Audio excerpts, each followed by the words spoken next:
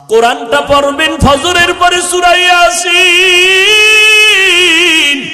জোহরের নামাজের পরে সূরাতুর রহমান তেলাওয়াত করবেন, আসরের নামাজের পরে আম্মা ইয়াতাসাআলুন, মাগরিবের নামাজের পরে সূরা ওয়াকিয়া তেলাওয়াত করবেন, এশার নামাজের পরে সূরা মুলুক তেলাওয়াত করবেন।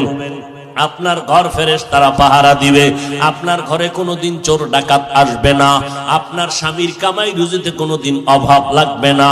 সূরা ইয়াসিনটা পড়া ভুলিয়েন না রে আম্মা জান। কপাল খারাপ, দুনিয়ার সব কিছুই শিখলেন, কোরআন পড়া শিখলেন না।